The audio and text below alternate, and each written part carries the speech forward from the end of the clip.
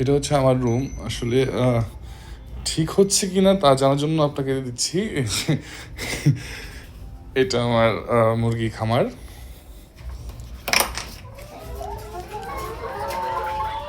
এই অবস্থায় মুরগিগুলো পালন করছি। নিচে কিছু ফাউমি আর উপর সব লেয়ার। তো এই ভেন্টিলেশনে বলতে আমি এইটাই ব্যবস্থা রেখেছি, আর কিছু ফ্যান আছে। মানে আমার ভুল ত্রুটি একটু যদি মেসেজে বলে দিতেন আমার একটু হেল্প হয়।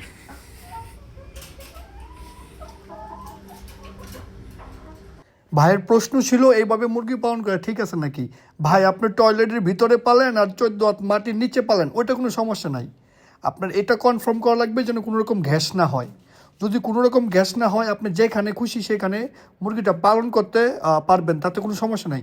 তবে আপনার এই এই টয়লেটের ভিতরে এত পরিমাণ মুরগি, এখানে গ্যাস হওয়ার সম্ভাবনা খুব বেশি।